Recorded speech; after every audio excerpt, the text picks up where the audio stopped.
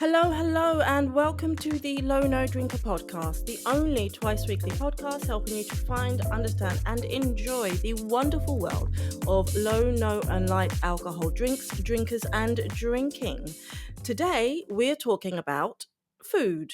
Yep, I know, I just said the word drink 6 times, but we're talking about food. But this is not just any old random food. I'm not here to tell you what my favourite sandwich is. Today, I thought we could give the humble banana a break and take a look at some of the other foods out there that also contain trace amounts of alcohol, similar to that quote that you hear all the time. Why? Well, this is not to scare you into that diet that you've been meaning to go on or to freak you out in any way. If you know me at all, you know that I'm not into fear mongering. I want you to be armed with information to make your own choices.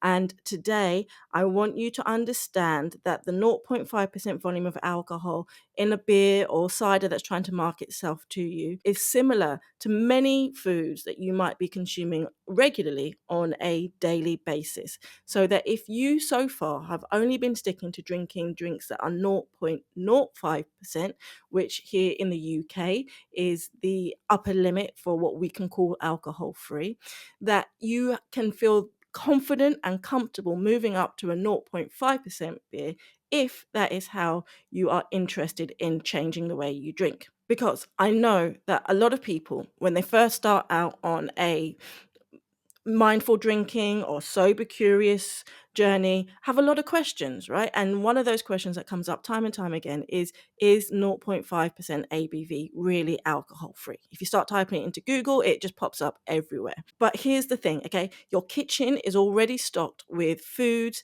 and drinks that contain just as much, if not more, alcohol than those poor, sad, rejected 0.5% beers and ciders. But nobody is raising an alarm over those bananas, over that toast, over that breakfast, because it's perfectly manageable for your body and perfectly safe for the way that you want to live. So, first of all, I thought we would have a look at some of those foods that contain trace amounts of alcohol that are similar to that number, and then we'll have a quick chat about how that can impact your life and the ways that you can bring that into how you want to drink. Okay, so we'll start with the fruits. And I've mentioned the word banana many times. If you have been in this space for any length of time, you have heard every single sober curious, mindful drinking, alcohol-free influencer and their little dog too talking about the comparison between a 0.5% beer and a ripe banana. So we are not going to talk about bananas anymore. I'm not saying the word banana anymore on this episode, okay? Right. What about other fruits, though? So, if you are getting your 5 a day, and your 5 a day should be a mixture of fruit and veg, I know that, but it should also be a mixture of different colors. So, if you are one of those very well-behaved, healthy people who are eating all your different colors of fruits, then the likelihood is that you are consuming anywhere up to 0.6% ABV with every piece. So fruits like grapes, which I suppose should be no big surprise, seeing as we use grapes to make wine, so we know that they work well at turning themselves into alcohol. But that also includes things like figs, cherries, plums, prunes, pears, basically any fruit that's naturally high in sugars. And don't get me started on pineapples, because those very, very juicy, sweet fruit can rack up the ABV quite quickly as they start to ripen and develop more sugars. Next on our list is bread. So your morning slice of sourdough toast or that brioche bun that you like on your burger. Those can come in at 0.3 to 1.2% ABV, depending on how they've been made. So with your bread, this is all down to how long the bread has been left to rise. That's the fermentation time, and within that time, the ABV starts to grow. Next on the list to go with those breads are all those beautiful cured meats and blue cheeses on your charcuterie board, because who doesn't love a charcuterie board? It's decadent and rich and fatty and salty and tastes delicious. But those items can also contain 0.1 to 0.5% ABV. In the case of the cheeses, it could be a byproduct of using fermented milk, for example, to make the cheese. But in the case of the cured meats themselves, so your beautiful bresaolas, your parma hams, your salamis, fermentation is actually part of the curing method. So you can't have the meats without having small trace amounts of alcohol as a result of the process to make them cured in the first place. Then we've got our fruit juices. This is one you may have heard previously as well. Your orange juices and your apple juices. I guess, again, apple juice, it's not too far from a cider, so it shouldn't be too surprising that apple juice, particularly if you leave it in the fridge for a while, the longer you leave it, the more it can ferment. And that they can come in at around 0.1 to 0.3% ABV. It's worth reminding you here that the guidelines for the UK for alcohol-free are 0.05%. So all of these things are coming in at considerably more than the guidelines, and you're having them daily and they're not doing you any disservice. Okay, what's next? Next, this is a big one. We're going back to baking, okay? And this is vanilla extract. This is a heavyweight in the category. Vanilla extract can come in between 35 and 40% ABV. That's huge. That is higher than some full strength spirits, okay? But unless you're knocking it back from the bottle, which obviously I wouldn't recommend, even if you do drink full strength alcohol, that would not be a pleasant experience for you, then it's nothing to worry about. Some of the alcohol will get cooked out in the baking process. Not all of it, though, because when you're baking, the temperatures aren't going to be high enough to burn off all the alcohol. But whatever remains isn't going to turn your sort of lemon sponge into a limoncello. You will be okay. Next on my list is soy sauce. So this is something I use loads of, particularly when I'm having sushi. I'm really bad because I consume far too much salt, so I will just keep pouring. But soy sauce, whether you're having it with your sushi or perhaps in your stir fry or whatever, that can contain 1.5 to 2% ABV. And then we've got kefirs and kombuchas, these fermented drinks that are presented as gut healthy drinks, which they are. They can contain anywhere from 0.5 to 2% ABV. That's if you're buying shop bought versions. If you're making it at home, or you've gone round to Dave's house and he's brewing up some kombucha in the garage, then you could be looking at 3-4% ABV, depending on, again, how long it's been left to ferment. Then we've got vinegars, particularly apple cider and wine vinegars, which can have between 0.1 and 2% ABV. And then those are used to make things like mustards. So if your mustard that you like to slather on your hot dog or on your burger is made with an alcohol-based vinegar, that can also have a 0.5% alcohol content. And then the last one I'll give you for today, we're going back to breakfast time, and that's your yogurt. So even your breakfast yogurt can contain around 0.1 to 0.3% ABV. So that's a lot of different foods, right? And you're having these things at various times throughout your day. Why are these amounts of alcohol in those foods? Well, it's all down to a word I've mentioned a few times, which is fermentation. So when the yeasts meet sugars, they naturally produce alcohol. As the fruit starts to break down, they start eating the sugars. And as Murray Patterson put it when he was on the podcast, so he's the founder of Muri fermented wine style drinks, he said the yeast will eat up the sugar and poop out alcohol, which I thought was a lovely analogy, but it's accurate at least. So it's all the same process that's used when we make wines and beers, full strength wines and beers. The only difference when it comes to these foods that you're consuming is that obviously it is a true byproduct. It's not the intention to make these products alcoholic. So I mentioned with the fruits that they'll ferment as they ripen due to the natural yeasts that are on the skin. Then with breads, as I mentioned, things like your sourdough and your brioche buns, the longer that they sit and ferment, as the dough rises, the more yeast will produce more alcohol. And then fermented foods, obviously things like kimchi and sauerkrauts and miso, which all contain up to around 0.5%, all generate small amounts of alcohol as part of the process of making them what they are. You can't make sauerkraut without making a byproduct of alcohol. It's just the way it works. So why am I telling you all of these foods?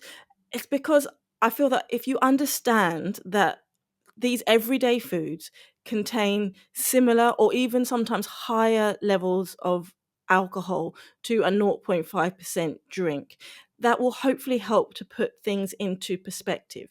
Your body processes these tiny amounts constantly and automatically. You don't have to tell it to do it. It's just something that the body does. As long as you feed your body well with good, nutritious food and you drink lots of water, your body has no issue with processing these amounts of alcohol. Your body even produces its own small amounts of alcohol. It is physically impossible for you to get drunk on a 0.5% beer.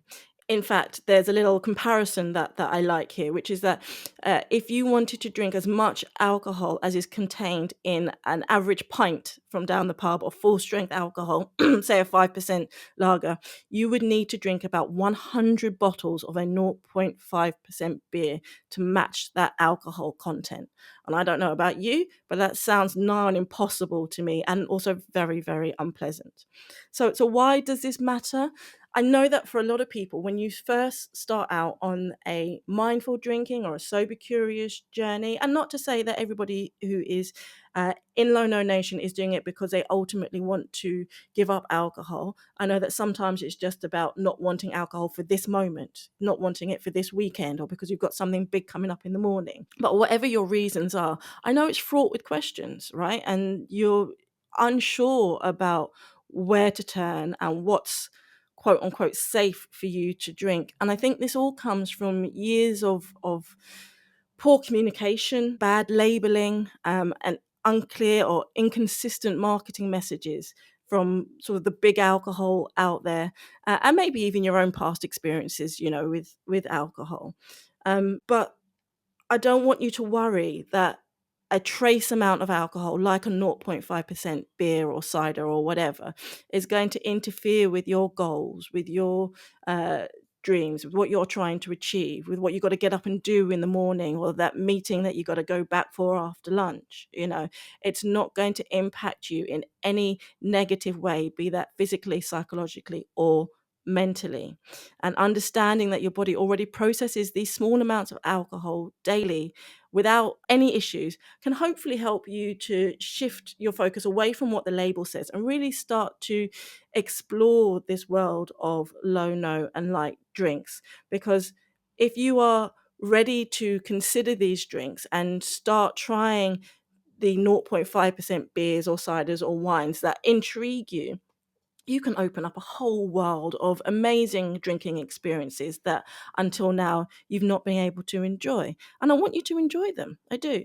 Um, it would be remiss of me not to say that there are exceptions. Of course, there are exceptions. I'm not suggesting that everybody now has to go and start drinking 0.5% beers. There are people for whom it would not be a good idea. So we can start with things like allergies. If you have an allergic reaction to the intake of alcohol in any way, shape, or form, then a 0.5% drink would not be good for you. But I'm assuming that people who are in that situation would already be aware of the foods that I'd mentioned above and other ones that contain trace amounts and know how best to avoid them for themselves. Actually, in the last issue of Low No Drinker magazine, which is available now, by the way, from lownodrinkermagazine.com/subscribe. And you can start your subscription for free with a digital access plan that gives you full access to every issue ever published free for 7 days. That includes the latest issue, issue 13, in which Cressida Langland, who's from the Free From Food Awards, has written a great piece for us on allergies and hypersensitivity and alcohol-free drinks. So it's a really interesting article if you are in need of that sort of information so that you can live a healthy lifestyle. And then we've got, of course, people who might not be intaking any alcohol for religious purposes. Again, you've got to do what's right by the way that you choose to live, and more power to you for that. And then, of course, we've got those who might be suffering from AUD. For the uninitiated, that stands for alcohol use disorder, or what we used to call alcoholism. It's now been renamed as alcohol use disorder, understanding that it's a spectrum rather than a binary condition. And for people who are maybe suffering from levels of AUD, I appreciate that a 0.5% beer may be a trigger for them, perhaps. It might not necessarily be the alcohol content itself, but it might just be the look of a glass of wine or the smell of a beer or the sound of a can opening. So again, for those people, obviously, I wouldn't suggest that a 0.5% drink would be the best thing that they should do. You have to do what's right for you. And if you want to stay away from them completely, there are a ton of 0% drinks out there that you can enjoy and go and explore. But the bottom line here today, I think, is that the next time you're questioning whether a 0.5% ABV drink is truly alcohol free, I want you to remember that you've likely consumed similar amounts of alcohol already in your day, be that through your breakfast, lunch, dinner, snacks, whatever, and it's had zero negative effects on you physically, mentally, or psychologically. The fundamental goal of mindful drinking isn't about obsessing over numbers. It's not about counting your units. It's about making choices that align with your lifestyle, with your well-being, with your goals. And a 0.5% drink can fit into all of those if that's something that you choose you want to explore. I want you to feel confident and comfortable to explore that safely. So go ahead and enjoy that 0.5% beer or wine. Your body knows the difference and it knows what to do with it all. Okay, so that's it from me for this week. Until next time, dear listener, cheers to a life less intoxicated.